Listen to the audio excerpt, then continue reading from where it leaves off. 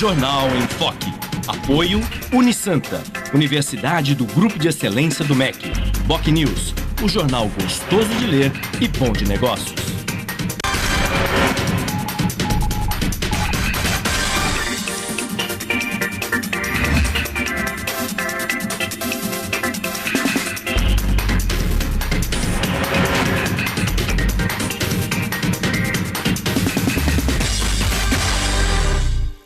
Olá, bom dia. Começa agora uma nova edição do Jornal em Foque. E hoje nós estamos recebendo, com muito prazer, o vice-prefeito de Santos, psicólogo Eustácio Alves Pereira Filho, do PTB, e o colega jornalista Aldo Neto como comentarista. Eu gostaria de informar a todos que o programa de hoje está sendo gravado e por essa razão não poderemos contar com as costumeiras participações dos nossos telespectadores. Muito bem.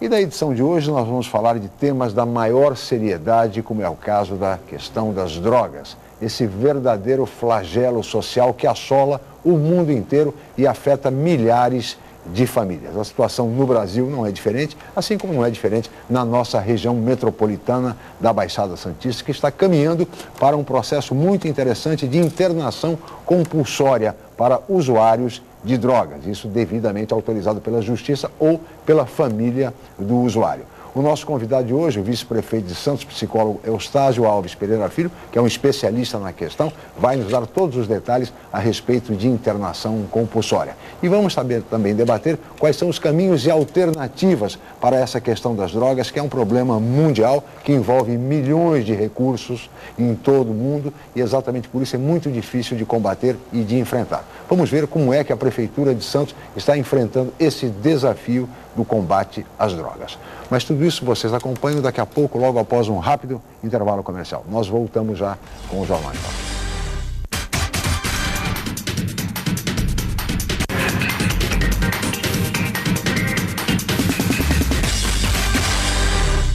Atenção universitários, faça já a sua transferência para a Universidade Santa Cecília, Unisanta.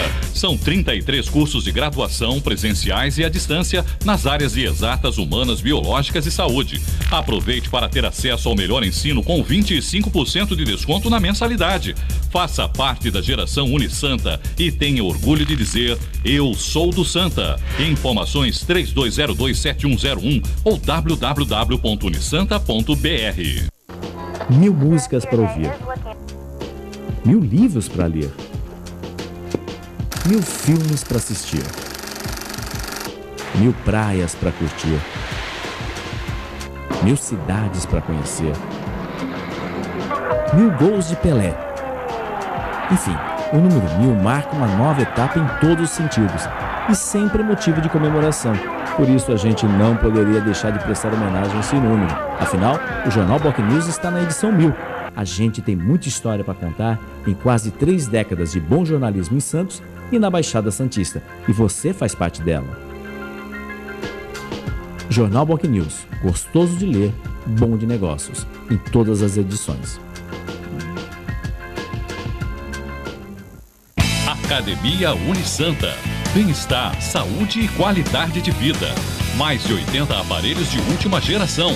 Profissionais qualificados para orientar as atividades de modo personalizado. Ambiente agradável com muito conforto para todas as idades. Musculação é na Unisanta. Academia Unisanta. Dê uma força para a sua saúde. Informações 32027126.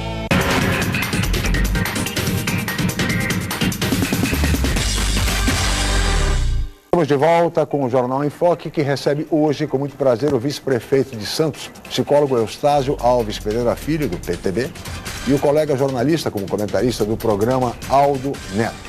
Eu gostaria de iniciar esse programa, senhor vice-prefeito, discutindo essa questão tão séria das drogas, mas sobretudo a internação compulsória como uma alternativa de tratamento, na verdade para salvar a vida de um usuário de drogas, enfim, na nossa região, na nossa cidade. Como está indo esse processo? Já está funcionando em Santos? Bom dia, Chico obrigado Lascala, pela presença. Obrigado pelo convite, jornalista Aldo, todos os telespectadores, muito obrigado pela audiência. Nós estamos muito felizes. Essa semana tivemos a inauguração do Museu Pelé. E lá nós nos lembramos, no Valongo, eram ruínas. Nesse domingo, emocionado até o Frei Rosântimo, que voltou à nossa cidade, mas na época das ruínas, ele estava na cidade e ele ia ao local conversar com usuários de crack.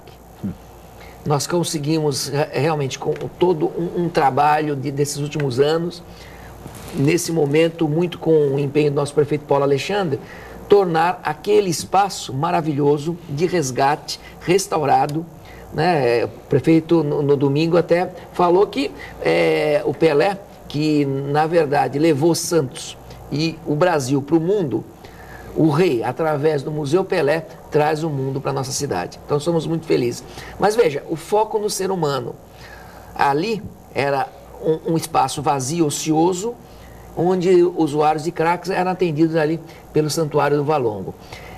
Até atendendo uma atenção, um carinho, de repente uma tentativa de resgate. Nós temos aí essa questão, e nós trocamos, né?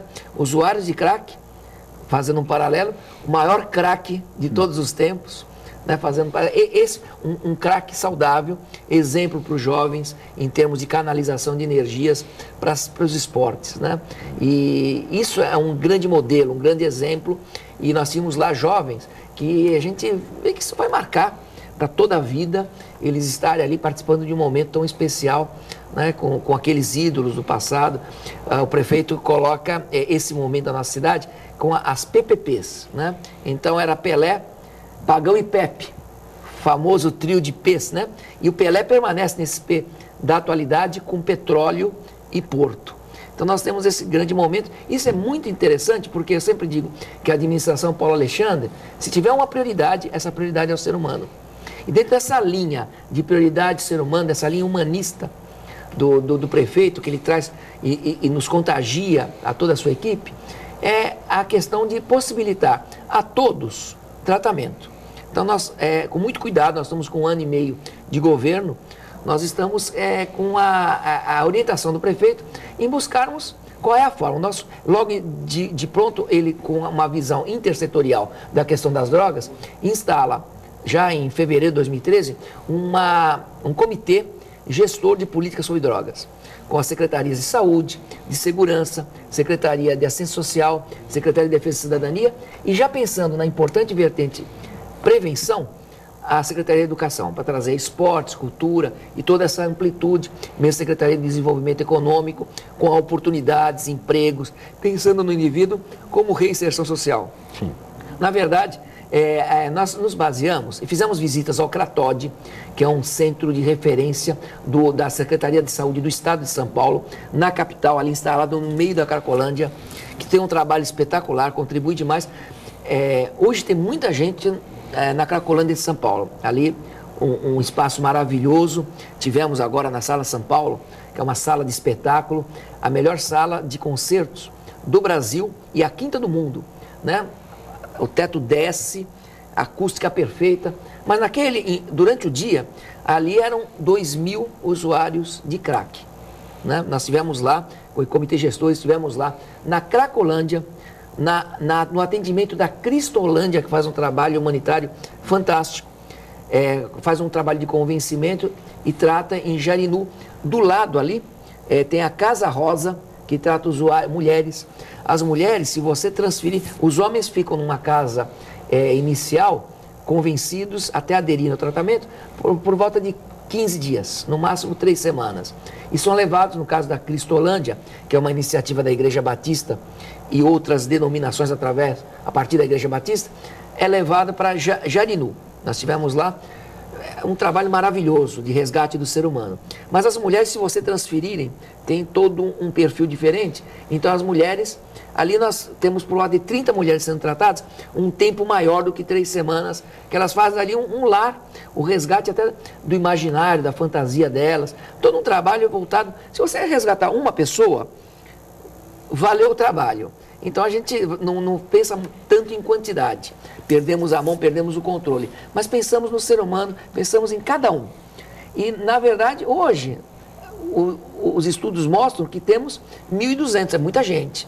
Mas nós já temos, o Dr. Ronaldo Laranjeira esteve aqui em Santos, no advento da Semana sobre Drogas e Conferência Municipal sobre Drogas, realizada pelo Comad, com apoio da Prefeitura, e ele nos informou que esse trabalho do CRATOD é um trabalho que já conseguiu, nesse tempo de programa Recomeço do Governo do Estado de São Paulo, o sucesso com 800 casos que diminuiu. Né? Isso em São Paulo. E em Santos Paulo, nós temos esse levantamento já? Nós tivemos, através da FIP, da Secretaria de Assistência Social, no Comitê Gestor, através da Prefeitura, contratou a USP, a FIP, e tivemos um levantamento em outubro do ano passado. O último havia sido feito em 2009, atualizamos, cerca de 700 moradores de rua fora de temporada, e alguns destaques, né? 27% só apenas que são oriundos de Santos. Essa é uma grande dificuldade no atendimento, porque são pessoas que, em situação de rua, fragilizaram e perderam o vínculo familiar. Então, é muito difícil, porque tudo acontece através da família. Não havendo a presença da família, se tenta restituir a presença da família através até, quando se faz o intercâmbio, a Secretaria de Assistência Social faz um trabalho assim responsável, o chamado recâmbio qualificado. Não é simplesmente colocar e mandar embora, não. É fazer um contato com a cidade, fazer um contato com o serviço social. Aquela pessoa, aquela pessoa única, que está como se ela fosse a única que tivesse problema, sendo atendida, e ela recebe toda a atenção para que ela possa conseguir o seu resgate. Então, das 700 pessoas, dos moradores de rua de Santos, 200 seriam originários da cidade, é mais ou menos essa relação. Agora, eu gostaria de ouvir o Aldo Neto. Bom dia, Aldo. Bom dia, Chico. Bom dia ao telespectador, ao nosso vice-prefeito. Achei muito importante a sua fala inicial, que o foco na questão das drogas são as pessoas, porque não adianta ir lá recuperar o casalão do Valongo, colocar lá o Museu Pelé, porque a gente sabe que o usuário de drogas, ele migra. Os que estavam lá, que o nosso Frei Rosante Manteiga, podem estar muito bem hoje no túnel abandonado do trem, que agora com o VLT vai voltar ativo, no Morro do Marapé. Nesse sentido, doutor Eustáquio, quantas vagas hoje a prefeitura disponibiliza para a população para tratamento antidrogas? Porque imagina essas mães, essas famílias que têm esse problema, que não querem deixar seus filhos, parentes nas ruas e querem uma colaboração do poder público, até porque a droga busca sempre as famílias menos favorecidas, né? Quantas vagas hoje a prefeitura disponibiliza? Então, nós buscamos esses convênios para a população em situação de rua. Hoje nós temos 266 pessoas. Eu falei da Cristolândia, igualmente a Igreja Católica com a Missão Belém. Qual é o termo de cooperação técnica que o prefeito Paulo Alexandre assinou com essas instituições? É oportunizar um espaço, uma casa com toda a estrutura e toda a rede de atendimento, porque essas pessoas estão fragilizadas, elas precisam realmente do trabalho da policlínica, tanto é que hoje a tendência mundial é nós tratarmos as pessoas, usuários de drogas, dependentes, que ficam fragilizadas, não apenas na sua comorbidade, no seu aspecto psiquiátrico, mas como um todo. Ela está debilitada no seu pulmão, todo o seu físico, é uma debilitação geral, então é tratada em hospitais gerais. Quer dizer, na verdade, nós temos aí essas instituições que saem a praticamente custo zero para a prefeitura, porque são missionários essa contribuição que os religiosos, e nós somos criticados às vezes, porque o Estado é laico. O Estado é laico, mas a população não é laica. Nós temos aí o exemplo das Santa Casas. Se o Estado é laico e a Santa Casa tem uma origem católica, não iríamos tratar as pessoas porque é Santa Casa? Mas, doutor Eustáquio, mesmo essas entidades que dão graciosamente essas vagas, é comprovado um resultado de eficácia nesse tratamento? Sim, nós fizemos tudo com muito cuidado, né?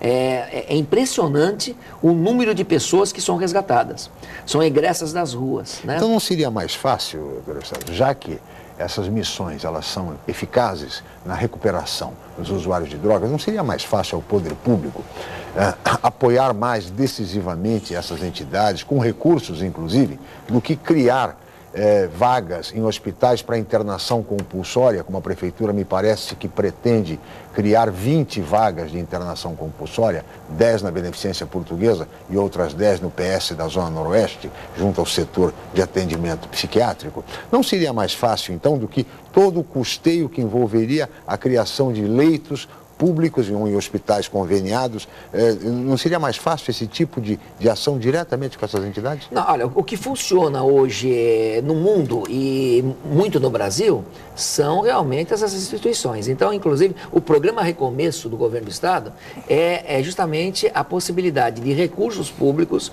para que as pessoas de baixa renda possam tratar seus entes queridos em comunidades terapêuticas, que geralmente são de fundações ou católicas ou evangélicas, espíritas, geralmente 90% ou mais instituições religiosas. Agora, as 20 vagas que o programa CRAC é possível vencer, que você se referiu, não são vagas para internação compulsória.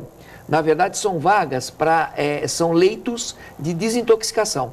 O programa, quando nós apresentamos o nosso projeto, o programa foi avaliado, no caso, aí foi pelo Ministério da Justiça, o edital era pelo Ministério da Justiça, e foi avaliado que Santos comportava receber recursos, e nós tivemos todo o nosso projeto com 19 milhões contemplados, 16 milhões para a saúde, 3 milhões para a segurança, e nesses 16 milhões da saúde, 20 vagas para desintoxicação. É aquele primeiro momento do tratamento.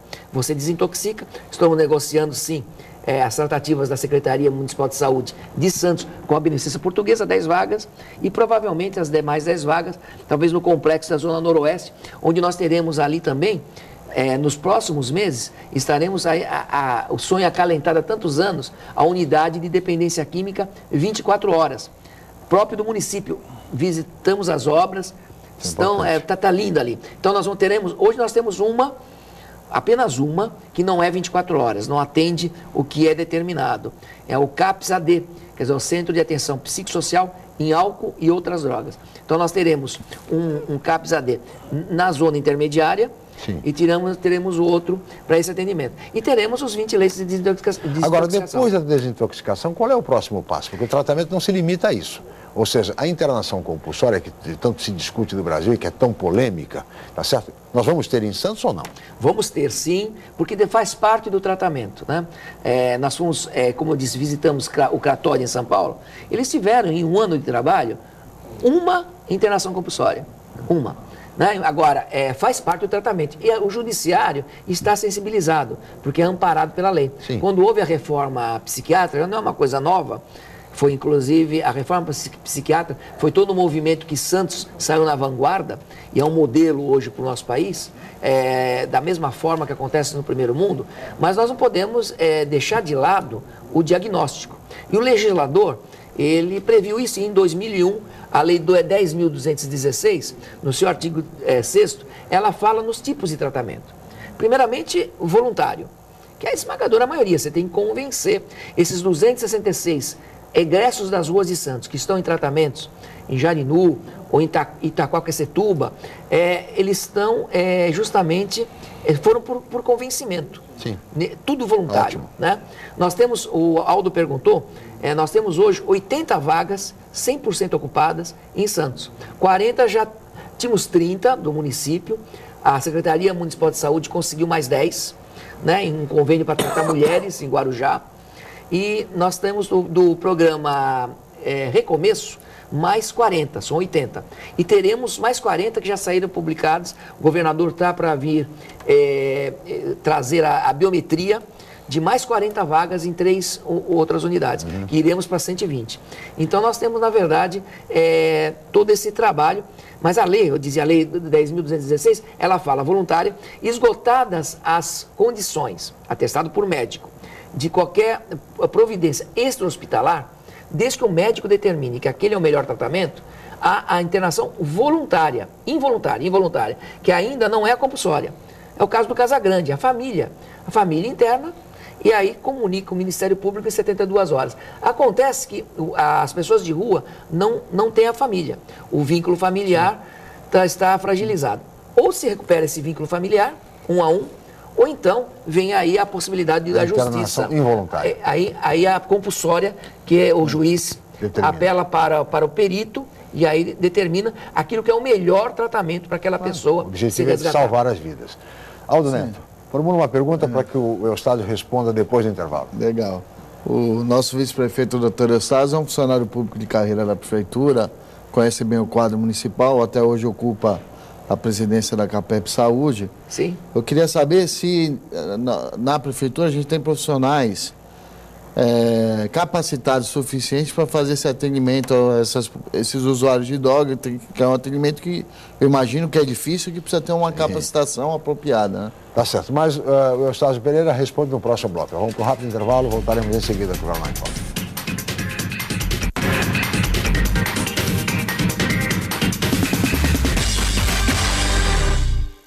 A Unisanta, mais uma vez, entre as melhores universidades do país, pelo Guia do Estudante 2013 da Editora Abril. Na região, é a universidade com maior número de cursos avaliados pelo Guia do Estudante, com a excelente nota 4. A Unisanta foi incluída no seleto grupo de excelência do MEC, no qual estão apenas 9% de instituições de ensino superior do país. Todos os cursos da Unisanta com excelentes conceitos do MEC. Uma grande vitória pelo esforço de funcionários, professores, alunos, ex-alunos e diretores. Universidade Santa Cecília, excelência em educação.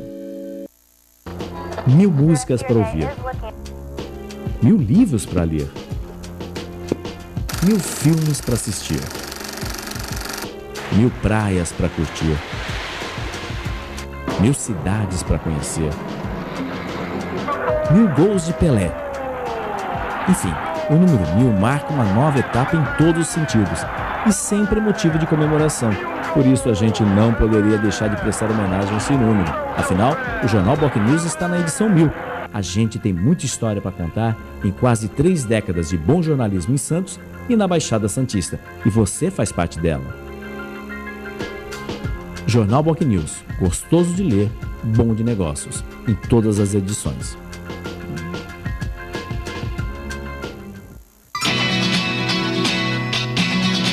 Os melhores momentos dos anos 70, 80 e 90. Participe você também.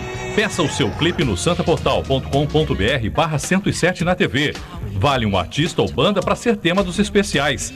107,7 na TV. Todo sábado à meia-noite. Não durma sem ele. Fique ligado e participe.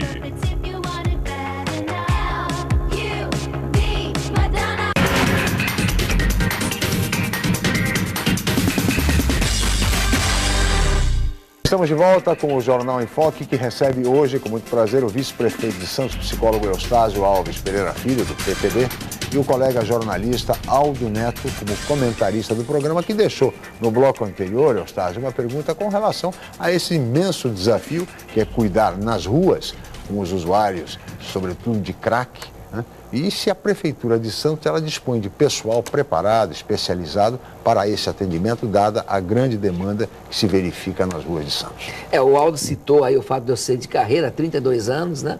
E nesse momento agradeço muito a confiança do prefeito Paulo Alexandre em confiar a CAPEP Saúde, que hoje, desde 2007, não tem mais a vertente previdenciária, que é o Instituto Previdenciário, né, o IPREV, e ela é responsável pela saúde de cerca de 12 mil servidores da administração direta e os agregados mutuários, cerca de 23 mil vidas.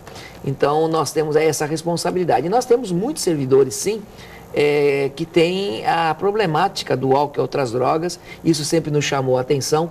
E hoje, através da Secretaria de Gestão, mesmo a Secretaria de Saúde, que tudo tem que ser meio intersetorial. E essa é a visão do prefeito, fazer com que as interfaces nas suas pastas possam trabalhar em prol da população, em prol do semelhante. Nós temos muito que progredir.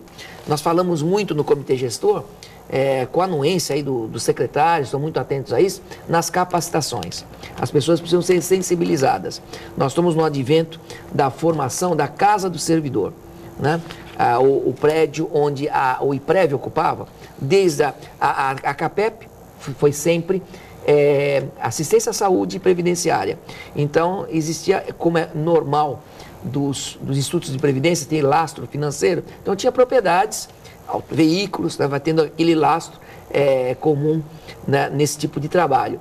Na separação, eles ficaram sem local e foi dividido. Então, quem conhece, o imóvel da Rua Ceará ficou com o Imprev. E agora, eles recentemente adquiriram um imóvel em ruínas nosso, no Centro Histórico, na Rua do Comércio. Foi a primeira sede da CAPEP, o IPREV adquiriu e está construindo lá a nova sede da CAPEP, do IPREV, que vai ser maravilhoso, um projeto muito interessante. Mas nesse momento, nós buscamos dar mais conforto, estava bem mal instalado ali, para o aposentado. Né? Então, nós temos aí cerca de 5 a 6 mil aposentados na prefeitura, que estão alocados num outro momento. Esse local que estava ocupado pelo IPREV vai ser a casa do servidor. Então, nós vamos realmente buscar essa capacitação, buscar as equipes, por exemplo, terão que ser mais completas, porque nós vamos trabalhar com 24 horas. Então, as unidades serão de 24 horas. O CRAC é possível vencer, esse programa que aderimos do governo federal, ele prevê, nós temos hoje um consultório de rua, que é aquele consultório móvel, itinerante, que vai para o atendimento. Teremos 3 previstos pelo programa CRAC é possível vencer. Então, nós temos aí a necessidade de termos especialistas que possam dar conta desse atendimento. A saúde é uma prioridade. Agora, temos que fazer, como diz o nosso prefeito, Paulo Alexandre, o dever de casa. Começarmos cuidando bem da saúde do servidor, né? Então, estamos atentos e instalando o programa, aprimorando, capacitando os técnicos. Professor Eustáquio, o psiquiatra Ronaldo Laranjeira, que é uma referência nessa discussão, nessa questão das drogas, ele defende claramente a internação compulsória. Ele diz mais, que é uma bobagem só oferecer tratamento se a pessoa quiser. Agora, essa tese do professor Ronaldo Laranjeira, ela é muito polêmica, ela é muito discutida por setores que resistem a essa tese da internação compulsória, de que o usuário ele não tem mais juízo a respeito do que deve, do que é certo, do que é errado, do que deve ou não deve fazer. E ele precisa principalmente de ajuda, ele precisa ser salvo. E é isso que o professor Ronaldo Laranjeira defende. No entanto, há muita resistência. Esse conflito, o senhor entende que ele é ideológico? Essa discussão é ideológica e não pode ser ideológica. Nós temos um trauma do passado em que as pessoas eram desrespeitadas nos seus direitos de tratamento e aquilo não pode voltar. Né? Então, na medida que nós somos contrários àquilo, o tratamento tem que ser um tratamento digno, mas nós temos que pensar no diagnóstico. Uma pessoa que está em surto, o Dr. Ronaldo deu alguns exemplos, né? Se eu aqui tiver um infarto, por favor, não me leve para um ambulatório, me leve para uma UTI, e a melhor UTI possível, porque é a minha vida. Se eu tenho uma filha que usa crack e se prostitui, eu quero que ela seja internada sim, porque eu tenho convicção que sem a internação, ela não vai mudar seu comportamento. Claro. Quer voluntariamente, tomara que até voluntariamente, sim, se não involuntariamente, é a minha filha. E esse é um clamor que a gente sente de todos os pais. E familiares. E familiares. Mas o problema é que teóricos entendem que isto é um abuso, é o direito do cidadão, de liberdade, etc. e tal. Né? São os teóricos. Mas olha, e que, me permita só concluir para formalizar a pergunta, Eustáquio. Dizem mais que a internação compulsória poderia recriar, de certa forma, os manicômios e conflitaria com a luta antimanicomial no Brasil. Como é que você vê isso? Eu vejo assim, isso aí, essa corrente, essa preocupação exagerada, nós temos que nos distanciar de radicalismo. Na medida que nós não internamos todo mundo, como era antigamente, era um absurdo, também não podemos não internar ninguém. É uma questão de diagnóstico. E a própria reforma psiquiátrica gerou uma lei, né? E essa lei, a 10.216, o seu artigo 6º, eu repito, prevê que o indivíduo tem que ser tratado. Né? Uma pessoa, nós temos aí, empiricamente, cerca de 30 pessoas na rua, colocando em risco sua própria vida, né? E a vida das pessoas em volta. Então, nós precisamos, a responsabilidade da família. Na ausência da família, que já tem seu vínculo fragilizado, rompido, é uma responsabilidade do administrador, de tratar aquela pessoa. Lógico. Ela merece um tratamento adequado, ela está em surto e ela precisa de uma interação. Tem que ter um cuidado, tem que ter um diagnóstico, tem que ter um lugar onde ela pode ser tratada com dignidade, ela tem que ser tratada não só ali internada e esquecida, mas hoje o processo e o programa Recomeço do Estado de São Paulo pensa muito nisso, na reinserção social, né? Então nós já estamos, o programa ele prevê, por exemplo, as residências assistidas, porque o indivíduo com a família, ele é tratado, ele volta para sua casa e a família é tratada também, que a família, a gente até de uma forma grosseira, fala do eletrodoméstico que vai para a oficina. Quando ele volta, se a fiação da casa tiver com problema, volta o problema. Então, a necessidade de limites, a necessidade de comunicação afetiva. São uma série de aspectos que a família precisa ser treinada, que a família ela é fator protetivo. Se ela não exercer esse fator protetivo, ela é fator facilitador. Então, é a codoência, a codependência, que ao invés de ajudar, facilita a dependência. Não tendo isso na situação de rua, esses indivíduos são tratados, eles voltam para onde? A igreja Cristo é a Resposta, do pastor natalino, ela faz a Operação Vida. Recursos próprios da igreja, oriundos lá dos dízimos, o que eles fazem? Eles contratam hotéis, onde são várias pessoas. E pessoas hoje que já estão trabalhando, já estão voltando a colaborar com a sustento da sua família, com o seu próprio sustento, e foram resgatados pela Caremes, pela Operação Vida, que tem ali um plantão na Avenida Conselheiro Nebias. Então, é um trabalho realmente de resgate do ser humano. Muito bem, Aldo. Eu queria fazer uma pergunta, não para o vice-prefeito, nem para o presidente da CAPEP, mas para o psicoterapeuta, especialista em psicoterapia de casais, formado no Instituto Sede Sapietai, da PUC de São Paulo. Porque, pelo que a gente está vendo, o grande problema das drogas é a questão da família. A família hoje está fragmentada em todos os níveis. De que forma que a gente, como sociedade, consegue mudar isso e voltar a fortalecer a família como instituição? Com prevenção e sem discurso, mas com atitudes concretas. Veja que, aí me perguntaram, o que é fazer prevenção nas escolas? É trazendo a família e explicando coisas assim, que o álcool é droga sim. Eu vou fazer palestra ainda hoje, século XXI, e as pessoas me perguntam, mas o álcool é droga mesmo? Tem tanta propaganda do álcool. Nós estamos numa sociedade do lucro que não prioriza a vida. Que as pessoas colocam na geladeira. Droga lícita, né? Droga lícita. E na geladeira tem a cerveja do lado do leite. Aquilo comunica para a criança que tanto faz tomar cerveja.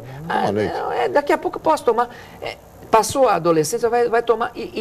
Nós sabemos que o álcool tem tolerância. Ali é em casa que se forma a dependência química. Né? Políticas públicas. A pinga não pode ser mais barata que o leite.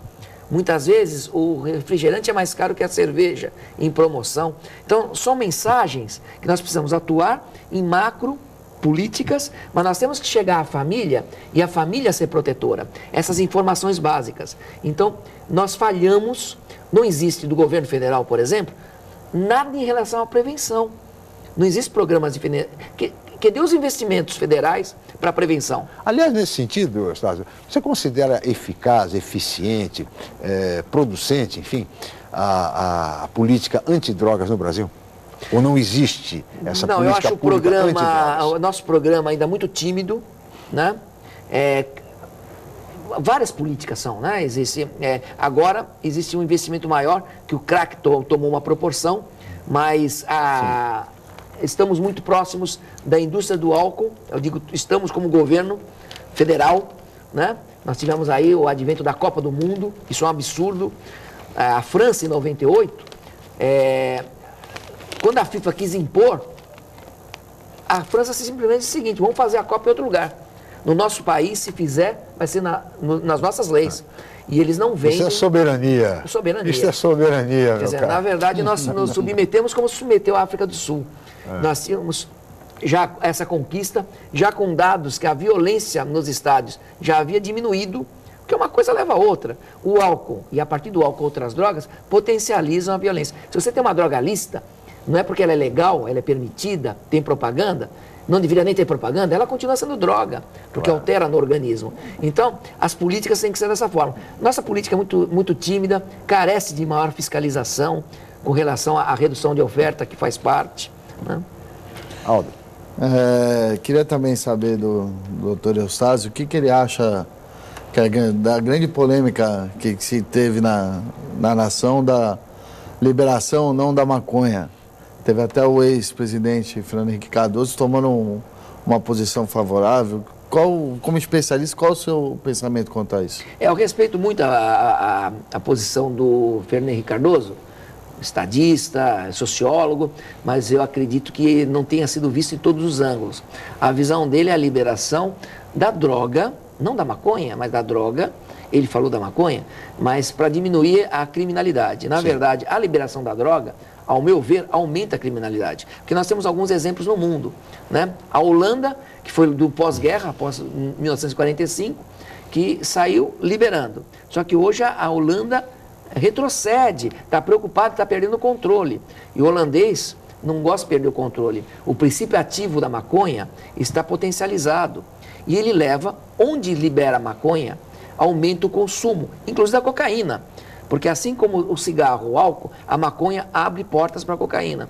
Então, liberar a maconha, eu quero ver agora o exemplo do Uruguai. Né? Porque não vai diminuir, na minha visão, vamos ter cautela, né? Sim. Mas, na verdade, o Brasil tem 6 mil municípios. Uruguai equivale a uma região, a região de Campinas. Um município com os envoltos. Quer dizer, na verdade, é como se nós liberássemos a maconha em Campinas. Tem o PIB do Uruguai. Então, nós temos que ter muito cuidado com isso, porque são políticas, muitas vezes, inconsequentes. Você, às vezes, com boa vontade, você quer diminuir a criminalidade, mas a criminalidade aumenta. O aumento de uso de cocaína na América do Sul é maior que a média mundial, é maior que na América do Norte. Doutor Eustácio, o senhor mesmo estava falando, a liberação da maconha aumenta o consumo de cocaína. Como eu imagino que lá atrás a liberação do cigarro aumentou o consumo de maconha. Você não acha que isso é um pouco da nossa cultura, não Sim. só no Brasil, mundial, que as pessoas não gostam de cumprir regras, todo mundo acha bonito quebrá-las? Você tem aquilo que te faz mal, você, se estiver consciente daquilo, você evita. Então, hoje é cultura nós usarmos o cinto de segurança. Não precisa mais, nós entendemos. Isso não é cultura, é obrigação, né? Mas há 2 décadas não era assim. Não era. Nós hoje não precisamos mais plaquinhas de não precisar fumar dentro de lugares fechados, né? Mas já está na cultura. Mas esse entendimento, quanto às drogas lícitas, ainda não é esse entendimento dessa forma. As pessoas não perceberam ainda, elas se preocupam quando o indivíduo chega no final da linha. Mas ela não se preocupa com a origem, que muitas vezes é da família protetora, e essa família é obrigação da administração pública chegar nessa família, através da escola, por exemplo, e através da escola ampliar com um programa sério de prevenção. Se não vem recurso nesse aspecto ainda do governo federal, a gente espera que se atente a isso e invistam, porque esse é o caminho. Investir na prevenção, teremos décadas à frente melhores, pessoas mais saudáveis. Porque muita gente hoje no nosso meio não usa drogas, né? Muitos jovens, muitas crianças não ficam até 3 horas da manhã com 13, 14 anos. Nós temos muitas famílias que conseguem as rédeas, que funcionam bem e que os jovens têm uma boa produtividade, desenvolvem seus talentos, seus potenciais, né? Eu queria me valer, Eustácio, mais uma vez, do professor Ronaldo Laranjeira, que em recente entrevista ao jornal A Tribuna, apresentou uns dados realmente muito importantes. Ele diz o seguinte, que hoje é muito comum no Brasil o chamado poliusuário, ou seja, é aquele que usa crack, maconha, álcool, enfim, é o poliusuário, né? E ele traz uns dados muito importantes. Ele diz que, em termos de números no Brasil, nós temos 1 milhão de usuários de crack. 1 milhão de usuários de crack. 2 milhões e 600 mil usuários de cocaína. 3 milhões de usuários de maconha e de 4 a 5 milhões de usuários de álcool de forma dependente. Isso mesmo. Considerando-se os familiares, esse é um problema que atingiria cerca de 30 milhões de pessoas no Brasil. Um problema dessa ordem, dessa monta, doutor Eustácio, tem solução? Veja, nós perdemos um pouquinho o controle, mas nós temos que caminhar para as próximas décadas, mas começar agora, né? Nós tivemos uma evolução muito grande quanto ao cigarro, que é uma porta de entrada. Hoje o cigarro é chamada a droga em declínio, né? Nós tivemos nos anos 80, 35% de brasileiros fumando. Hoje nós temos 14%, pelo último estudo da Unifesp. Sendo que, infelizmente, as mulheres vieram a fumar muito, nesses 14% que nós temos. Mas são muitos recursos, as pessoas adoecem menos pelo cigarro, então menos sobrecarga aos serviços de saúde e menos custo social que todos nós pagamos, que podem ser melhores canalizados. Com o álcool, difícil, mas ainda participei com o próprio Ronaldo Laranjeira, com a Ana Cecília Marques, que é a presidente da Associação Brasileira de Estudos do Álcool e Outras Drogas, da ABAD, de um seminário sobre advocacy, faz mais ou menos cerca de um mês, que fizemos muito advocacy, que é a mobilização, a conscientização internacional. Foi um seminário em São Paulo. Como assim fizemos nas últimas décadas sobre o cigarro, estamos fazendo muito com relação ao álcool, mostrando esse absurdo da Copa do Mundo, que tivemos aí, nos curvamos. Até um especialista internacional, eu não lembro de que país, ele usou o termo que a FIFA é dependente do álcool. É verdade. Né? Ele falou isso, fez uma analogia, porque, infelizmente, vivemos, eu digo infelizmente, que nos distanciamos dos valores mais essenciais. Infelizmente, nossa sociedade é a sociedade do lucro, sociedade materialista. E é nesse mundo que criamos os nossos filhos. E temos que estar muito atentos. Mas nós vamos falar mais sobre isso, Eustáquio, no próximo bloco. Vamos para um rápido intervalo, voltaremos em seguida com o Jornal em Foque.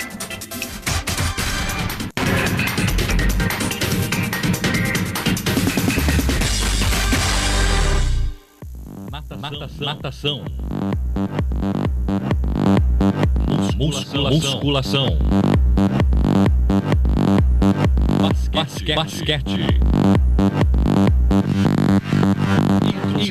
Hidroginástica. Karatê. Futebol de salão. Poliesportivo Unisanta. Formando campeões. Matricule-se já. Telefone 3202-7126. 1000 músicas para ouvir. 1000 livros para ler.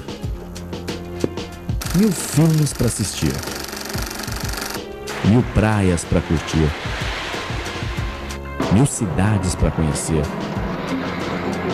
1000 gols de Pelé. Enfim, o número 1000 marca uma nova etapa em todos os sentidos e sempre motivo de comemoração. Por isso a gente não poderia deixar de prestar homenagem a esse número. Afinal, o Jornal BocNews está na edição 1000. A gente tem muita história para contar em quase 3 décadas de bom jornalismo em Santos e na Baixada Santista. E você faz parte dela. Jornal BocNews, gostoso de ler, bom de negócios, em todas as edições.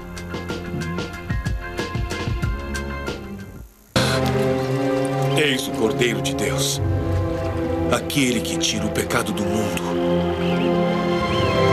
Nesta terça, em homenagem ao dia de São João, um momento de fé, o Evangelho segundo João. Assim todo aquele que nele crer, nele terá a vida eterna. A vida de Jesus contada por quem esteve ao lado do Mestre. As pregações, os milagres, os ensinamentos de Jesus. Sim, Senhor. Tu sabes que te amo. O Evangelho segundo João. Nesta terça, 4 da tarde, na Santa Cecília TV.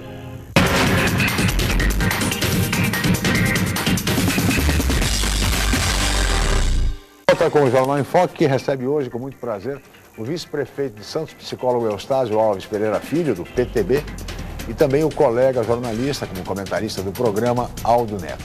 E no bloco anterior, Eustáquio, falávamos exatamente sobre a sociedade brasileira, esse desafio imenso com relação às drogas lícitas e também às drogas ilícitas, é evidente. E nesse aspecto, eu queria lhe perguntar o seguinte, como psicólogo, Eustáquio, o que é que falta hoje para a sociedade brasileira?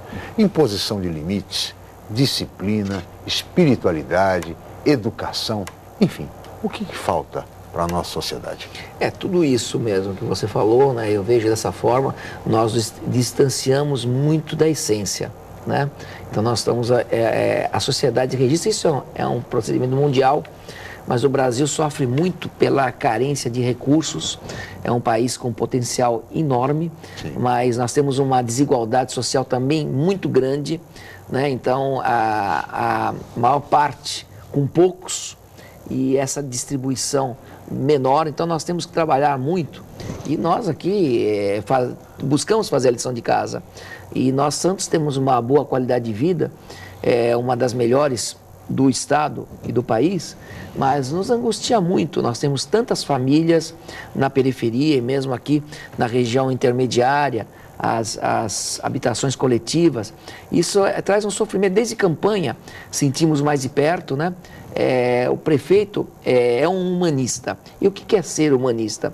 Ser humanista é pensar no ser humano, é ser altruísta, né? É valorizar o ser humano. E isso nós precisamos trazer para a sociedade. Na cidade tudo acontece. Então aqui nós queremos melhorar ainda mais, diminuir o déficit habitacional. O programa Santos Novos Tempos, que já vem desde a administração anterior, é um resgate para as condições de vida, é uma dívida que a cidade tinha com a Zona Noroeste, que Saturnino de Brito, há um século, fez esse resgate com a região da Orla que desenvolveu. E ali, cerca de 80 anos, 70, 80 anos, não precisa, por exemplo, chover para ter inundações. Então a qualidade de vida é muito ruim. Então, buscar recursos só com o que se arrecada não é possível para você manter só o serviço, sobra muito pouco para investimentos. Então você precisa desses recursos federais, estaduais, para você tem que pensar em tudo, oportunidades para que e aí a família, eu acredito muito nesse trabalho de você, aquilo que dá certo para muitas famílias, mas que ainda é a minoria, você consegue contagiar para mais famílias. Tem que dar certo para as demais. E é a obrigação do Estado fomentar isso. Muito bem. Aldo Neto. Queria sair um pouco do tema de droga, achei que você me permite, para falar de política. Lógico. Afinal de contas, o Eustácio hoje é vice-prefeito, é um dos representantes do PTB, um militante histórico do partido, já chegou a ocupar a cadeira na Câmara, o vereador eleito como suplente. Como é que está o PTB em Santos, Eustácio? Vocês visam voos mais altos, vão continuar essa parceria com o PSDB, pretendem fazer uma chapa de vereadores sozinho ou vão de novo se coligar como se coligaram com o DEM na última eleição? Está tendo algum trabalho partidário o PTB em Santos? Na última eleição foi realmente uma coligação proporcional com o DEM, sim, mas nós visamos, hoje nós temos na presidência o Antônio Carlos Gonçalves, o Fifi, e nós visamos, a partir dele, todo um fortalecimento do partido, né? Fruto desse trabalho, nós deixamos de ter representatividade nos últimos anos. Em 2008, a gente conseguiu chegar a uma cadeira como suplente, chegamos a assumir em alguns momentos, e já houve um progresso em 2012, com a eleição de um vereador Sérgio Santana, e a nossa chegada à vice-prefeitura. Hoje nós temos uma sintonia muito grande com esse projeto de governo que é liderado pelo PSDB. O prefeito às vezes brinca que o nosso partido hoje, a partir da eleição, Santos para Todos, é o PDS, ou seja, o PDS agora, né? Partido de Santos, né, onde você prioriza, você precisou do partido, teve uma disputa eleitoral. O prefeito reconheceu e bem a participação do PTB na chapa, tanto que é o único partido fora do PSDB que tem mais de uma secretaria no governo. Não, nós temos aí alguns partidos que compõem, né, e os partidos foram contemplados, e o PTB, nós temos aí essa proximidade, ela agora, para a tendência para o governo estadual, é justamente uma tendência praticamente definitiva com o nosso presidente Campos Machado, de nós... Vamos caminhar com o governador Alckmin, né? E em relação à sucessão presidencial? Nós temos hoje uma parceria com o governo federal, né? Mas eu vejo assim... O PTB de São Paulo se sente confortável em ter de apoiar, por exemplo, a presidente Dilma do PT? Isso acontece muito hoje, né? Mas eu vejo muito positiva essa visão republicana, né? De nós conseguirmos atuar de uma forma bem amistosa, apesar de termos os adversários, né? O Museu Pelé aí que citamos é um exemplo disso. E várias outras coisas. A entrada da cidade, que em breve começaremos as obras, né? Bom, o VLT é basicamente... Mas como vai ficar o PTB de São Paulo na eleição presidencial? Vai apoiar a Dilma? Você, por exemplo, como militante histórico do PTB, o PTB está com o PT em nível federal e com o PSDB em nível estadual. Como é que o militante Eustáquio Pereira vai se posicionar? Nós temos aí uma situação, nós temos muita simpatia pelo candidato do PSDB, né? Mas nós aguardamos a presidente, também a presidente. O PSDB vai receber em nível estadual o apoio do PTB de São Paulo. E nós aí vamos ver como vai se configurar em nível federal. Até porque o senhor estava colocando, são coisas diferentes. Uma coisa é a governabilidade, é a ação de todos os poderes em prol da população, que foi o que foi visto no Museu Pelé, que recebeu aporte financeiro tanto do governo federal do PT como estadual do PSDB e o município. Esse convívio tem sido saudável. Claro. E é assim que tem que ser em todo o país, não só nessa questão. Outra coisa é o apoio ao governo, né? Por isso eleição, que a pergunta nós realmente vamos respeitar a posição partidária, né? E se está se estabelecendo e de forma democrática a lei permite essa diversidade, realmente é mais complexo, mas nós vamos atender. Nesse sentido, você acha que o Brasil está precisando de uma reforma política? Isso todos nós sabemos que sim, né? Sem dúvida, né? Tem que ajustar, aprimorar. Você vê, se existe essa governabilidade dessa forma, nós precisamos, quando caminhamos de uma forma propositiva, a ter todo um trabalho em sequência, né? Nas campanhas. Então, realmente, nós sabemos que precisamos de um aprimoramento. Se impõe. E reforma política, como todas as outras reformas fundamentais para o Brasil, como reforma tributária, como reforma previdenciária, a própria reforma do Estado brasileiro, que são todas elas essenciais, todos nós sabemos também que essas reformas devem ser feitas no início de um governo. Ou seja, já que vamos eleger um novo governo federal, os novos governos estaduais e, principalmente, renovar o Congresso Nacional, esse é o momento de se promover as indispensáveis reformas. E era uma crítica que o PT fazia realmente ao governo passado e já vão para 12 anos. Né, e não avançamos. Não. Era realmente, a gente esperava que tivesse. E o presidente Lula foi eleito ali com toda a condição, pelo respaldo popular, de promover de fazer, essas reformas. Não conseguiu, muito nos frustrou. É verdade. Eustáquio, teríamos mais a conversar, mas você sabe, somos limitados pelo tempo, chegamos ao final. Muito obrigado pela sua presença aqui no Jornal em Foque mais uma vez. Eu que agradeço a oportunidade, agradeço o convite, sempre um prazer, a oportunidade de a gente poder difundir todos esses aspectos muito importantes para a nossa população. Muito bem, muito obrigado, vice-prefeito Eustáquio Alves Pereira Filho, e muito obrigado também ao nosso comentarista Aldo Neto. Gostaria de agradecer a toda a equipe, especialmente a você, telespectador, pela atenção, pela audiência, pelo carinho. Amanhã nós estaremos de volta em mais uma edição. Amanhã não, segunda-feira estaremos de volta em mais uma edição do Jornal em Foque. Tenham todos um ótimo final de semana e até segunda-feira.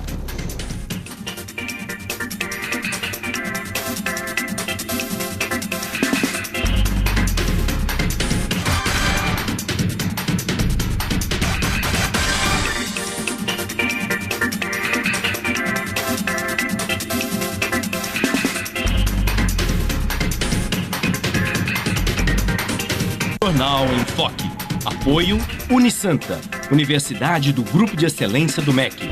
Boc News, o jornal gostoso de ler e bom de negócios.